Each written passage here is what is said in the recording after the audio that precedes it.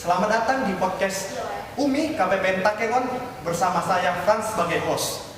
Ini merupakan podcast perdana KPPN Takengon. Pada kali ini kita akan membahas terkait pembiayaan ultramikro atau biasa kita sebut dengan UMI. Bersama kita sudah hadir narasumber yang spesial. Mari kita sapa Bapak Wazir, perwakilan dari Permodalan Nasional Madani Aceh Tengah. Selamat pagi Bapak. Selamat pagi. Bagaimana kabarnya hari ini Bapak? Alhamdulillah. Assalamualaikum warahmatullahi wabarakatuh. Oke, mungkin dari sobat perbendaharaan banyak belum tahu ya apa itu Permodalan Nasional Madani atau yang bisa kita sebut sebagai PNM. Mungkin Bapak Wazir bisa menjelaskan ya apa itu Permodalan Nasional Madani Pak. Monggo Pak. Ya, terima kasih Pak Franz. Terima kasih, kami merasa bahagia juga nih diundang oleh KPPN Aceh Tengah dalam acara podcast. Seperti tadi disampaikan, ini podcast perdana Pak ya. Iya. Terima kasih kami sudah diundang. Izin juga memperkenalkan, nama saya Muhammad Wazir. Saat ini diberi amanah sebagai pemimpin cabang PNM untuk di Aceh. Mungkin tadi seperti pertanyaan Mas Fran tadi, bahwa PNM ini adalah sebenarnya sebuah BUMN. Jadi PNM itu kepanjangan dari Permodalan Nasional Madani. Sebenarnya berdirinya itu udah 23 tahun yang lalu. Kita berdiri di 1 Juni tahun 1999. Di awal pendirian PNM itu sebenarnya untuk melanjutkan program-program kredit Bank Indonesia pada saat itu. Jadi ada regulasi di mana Bank Indonesia tidak boleh lagi menyalurkan pembiayaan. Sehingga didirikanlah satu lembaga yang namanya PNM untuk melanjutkan program-program kredit, program yang sudah dijalankan oleh Bank Indonesia pada saat itu. Berjalannya waktu,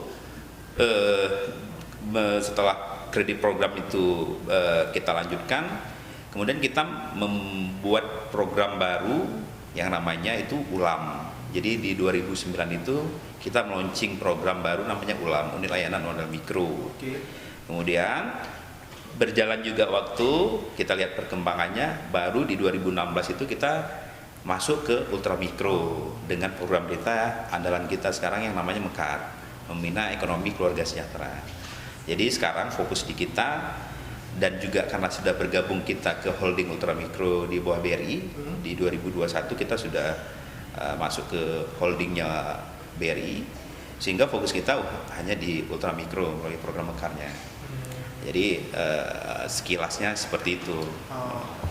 Kemudian nih Pak, bagaimana nih Pak mekanisme PNM dalam melakukan penyaluran pembiayaan ultramikro kepada para pelaku ultramikro atau kayak pelaku debitur, pelaku usaha kecil, itu bagaimana Pak ya mekanismenya? Betul. Yang untuk ultramikro ini dengan program MEKAR, kita sistemnya adalah group lending. Jadi pembiayaan itu untuk kelompok khusus perempuan. Jadi makanya cocok dengan namanya UMI nih. Kalau IMU kan UMI ibu-ibu namanya, ibu. Jadi cocok namanya UMI. Karena nasabah kita itu memang perempuan semua. Iya. Perempuan. Dan disalurkan dalam bentuk kelompok. Nanti calon-calon nasabah ini kita bentuk kelompok 10 sampai dengan 30 orang. Kemudian nanti dipilih ketua kelompoknya, dilakukan pendampingan sebelumnya, pelatihan, sebelum pencairan ada pelatihan, kemudian nanti terseleksi dia, baru nanti dilakukan pembiayaan dalam bentuk pemberian modal. Dan itu tanpa jaminan dengan sistem tanggung renteng. Tanggung renteng. Ya gitu. Oke Pak, kalau misalnya saya nih sebagai atau teman-teman yang dia itu sebagai pelaku usaha kecil ingin menerima pembiayaan UMI dari PNM ini, persyaratannya apa saja yang dibutuhkan Pak untuk menerima pembiayaan itu Pak? Sebenarnya kalau untuk calon-calon nasabah MEKAR kita itu persyaratannya sangat-sangat sederhana. Cuma hanya KTP, KK, dan izin suami. Itu yang paling penting. Jadi hanya simple, karena kita kan menyasar memang di segmen yang belum tersentuh oleh perbankan. Jadi memang segmen paling rendah, paling di bawah, makanya namanya juga ultramikro. Jadi kita mempersiapkan calon-calon nasabah yang nanti dia bisa naik kelas, bisa mungkin nanti ke KUR, bisa nanti ke perbankan gitu. Jadi kita mempersiapkan itu. Di mana segmen ini sebenarnya kan belum tergarap oleh perbankan. Jadi untuk syaratnya sangat sederhana, sangat mudah, hanya KTP, KK, dan izin dari suami, gitu. Lebih mudah Pak ya? Lebih mudah. Untuk mendapat pembiayaan umum itu Pak ya? Betul. Dan sebenarnya memang antitesis dari perbankan. Di Mekar ini antitesis dari perbankan. Artinya apa? Yang menjadi syaratnya selain KTP tadi, KK dan izin dari suami, kita memang segmen tadi yang paling bawah itu, yang pendapatan per bulannya itu di bawah 800.000 si calon-calon nasabah kita ini. Dan juga itu bisa untuk nasabah yang baru memulai usaha maupun yang akan berusaha. Oke. Nah, jadi seperti itu. Baik Pak, mungkin selanjutnya ya terkait tentang penyaluran nih Pak kepada tiap-tiap debitur nih Pak. Apakah ada batasan maksimalnya itu Pak penyaluran dan bunga yang dikenakan kepada para pelaku UMKM? Kalau ada itu kira-kira kisarannya sampai berapa Pak ya? Ya. Jadi saat ini kita untuk semua calon nasabah kita atau setelah menjadi nasabah memang harus bertahap. Untuk tahap awal kita biasa pembiayaan itu dimulai dari 2 juta atau 3 juta start di awal. Kemudian nanti polanya itu ada pola angsuran secara mingguan, ada yang 25 minggu, ada yang 50 minggu. Nah, jadi polanya pola mingguan, angsuran mingguan. Setelah berjalan, nanti setelah dia selesai baru dia naik nanti menjadi 3 juta, menjadi 4 juta, bertahap sampai nanti 10 juta maksimalnya. Jadi pola yang menjadi dalam arti kata untuk berlanjutnya program Mekar ini salah satunya adalah di pertemuan kelompok mingguannya.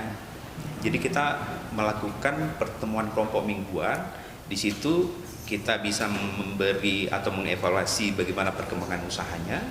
Di situ sekaligus juga untuk silaturahminya dan juga untuk angsuran tadi. Jadi angsuran itu polanya adalah pola mingguan. Walaupun nanti setelah berkembang, karena di kita ada namanya Mekar Plus, itu udah polanya udah bisa 2 mingguan sekali. Tapi itu nanti yang udah plafon, udah beberapa siklus lah berjalan. Nanti ada pola yang angsuran 2 mingguan, seperti itu. Jadi jika ingin meningkat nih Pak, penyaluran yang diberikan kepada debitur itu harus melihat perkembangannya dulu Pak ya? Jadi dengan tahap awal katakanlah di siklus pertama itu akan terseleksi sendiri tuh. Dari tadi satu kelompok 10 minimal 10 nasabah sampai 30 itu kadang-kadang dalam perjalanannya itu akan terseleksi sendiri, sehingga fungsi monitoring di luar dari kita yang PNM-nya di kelompok sendiri itu ada ketua kelompok nanti yang sebagai fungsi untuk filternya nih. Oh ini anggota ini bisa lanjut, anggota ini tidak bisa lanjut karena mungkin dari sisi kedisiplinannya, dari sisi pertemuannya dia memang rajin untuk pertemuannya, gitu juga dari perkembangan usaha. Jadi setelah berjalannya itu untuk kedepannya itu salah satu yang bisa mengkasih input ke kita adalah dari ketua kelompok. Jadi seperti itu. Nah ini Pak, tadi saya tertarik juga tadi Pak terkait mengenai pendampingan Pak. Betul. Pendampingan yang dilakukan oleh Mekar sendiri Pak ya, PNM ya Pak, sebagai penyalur pembiayaan ultramikro. Itu kira-kira pendampingannya itu bentuknya seperti apa Pak ya? Ya.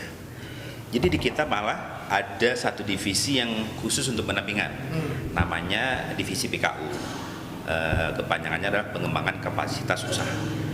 Jadi di divisi PKU ini memang mempunyai kurikulum, misalnya kayak di tahun 2022 ini, dia mempunyai kurikulum sendiri untuk pelatihan di tahun ini. Nah gitu.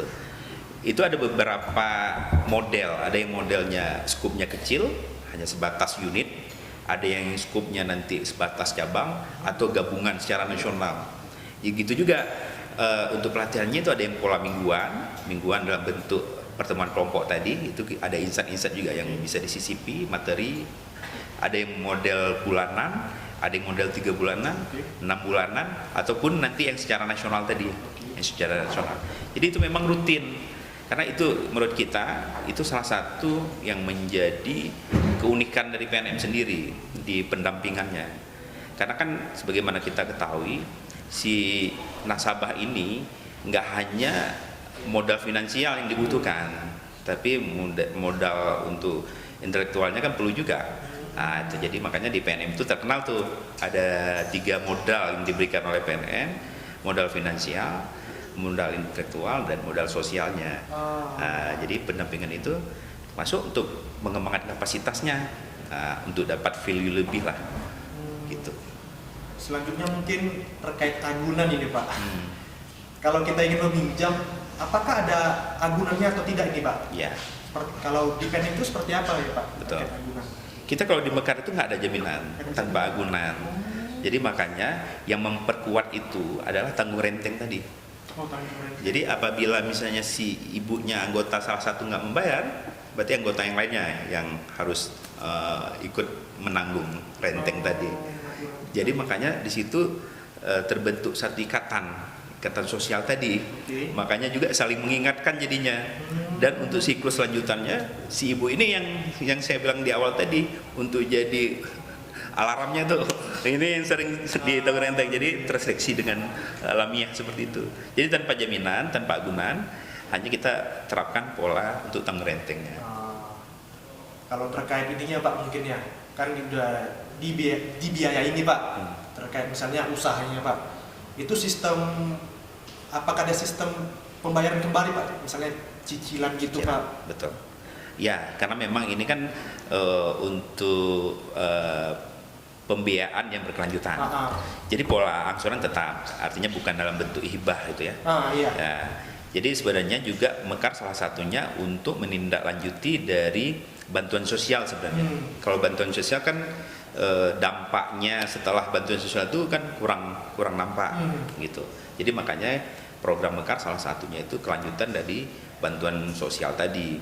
Sehingga itu karena revolving sifatnya untuk berkelanjutan, angsurannya itu pola tadi mingguan tadi. Jadi tetap ada angsuran per minggu yang dilakukan secara kelompok saat pertemuan. Jadi angsuran itu tetap ada angsuran. Tadi kan kita udah bicara itu Pak mengenai target, mungkin ya fungsi, tugas dan fungsi. Ini mungkin sekarang terkait kendala Pak. Betul. Di PEM sendiri ada nggak Pak kendala dalam penyaluran pembiayaan UMI? Kalau ada, apa itu Pak ya? Monggo Pak. Ya, pastilah namanya satu program kan pasti ada tantangan di lapangan ya. Cuma kalau yang khusus seperti program Mekar ini, salah satunya mungkin ini informasi terkait dengan program Mekar itu apa, PNM itu apa, itu mungkin yang belum dikenal secara umum gitu. Jadi masyarakat umum juga apa tuh PNM, dan penyebutannya pun sering salah, PNPM ya gitu. Jadi dipersamakan kadang-kadang. Jadi kondisi di lapangan itu pasti ada tantangan. Di luar juga, karena saat pemberlakuan kanun LKS, lembaga keuangan syariah, itu kan semua lembaga keuangan yang beroperasi di Provinsi Aceh kan wajib syariah.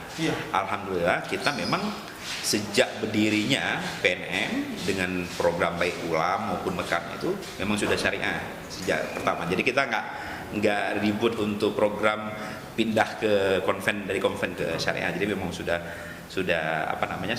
berjalan secara syariah.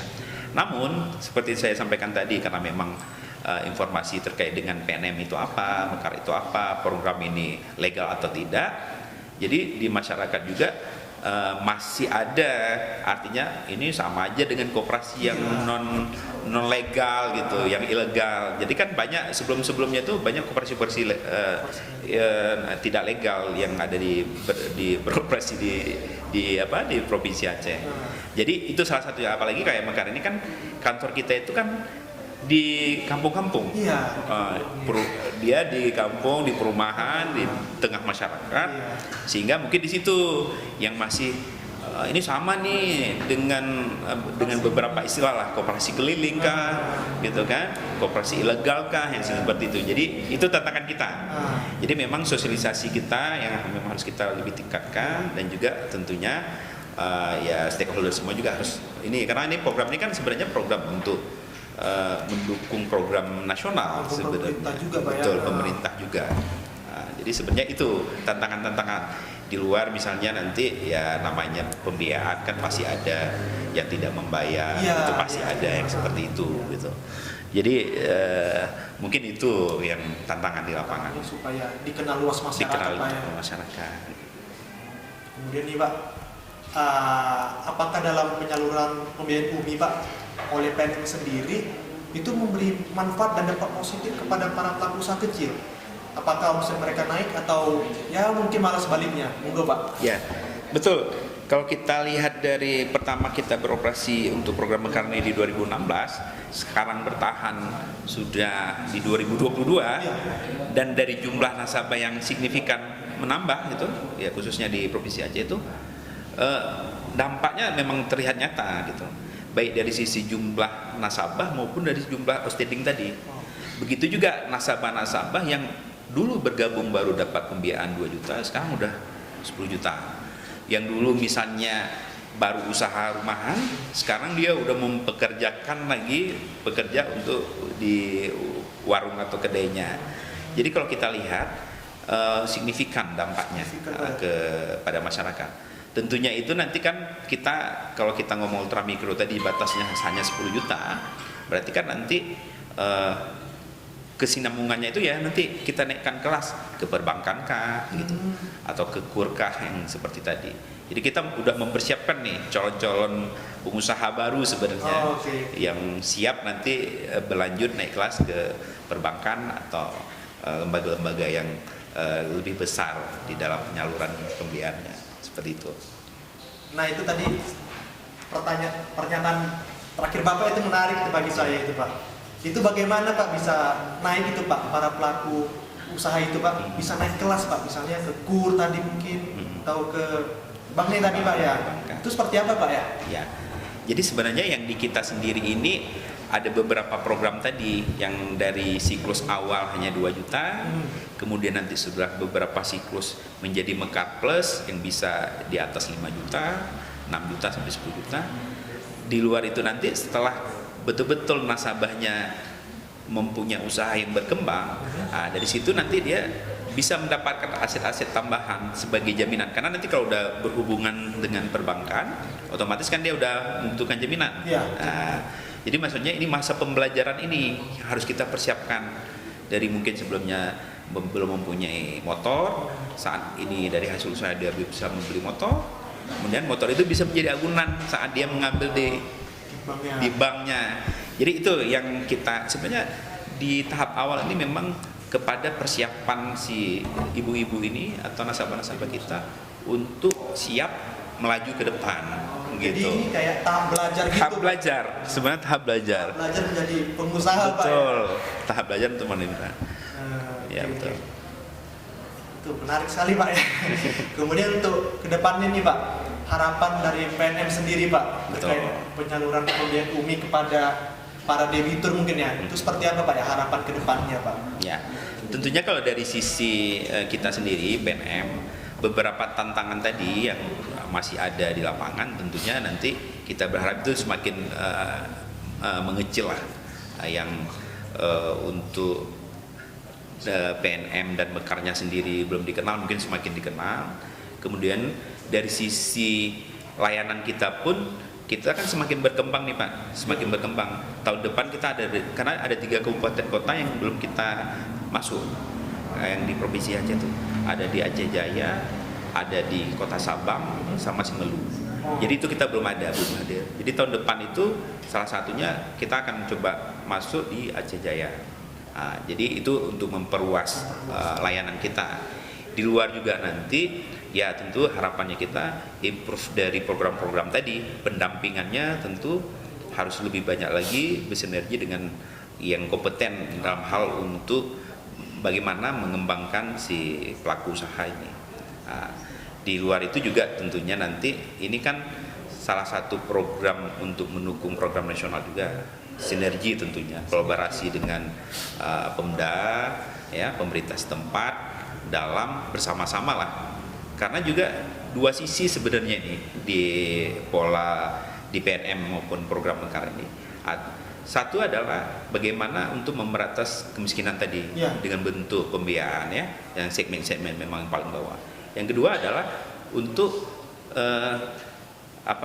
pengangguran, karena kita mempekerjakan karyawan Mekar ini rata-rata memang bisa dari tamatan SMA dan juga skupnya lokal.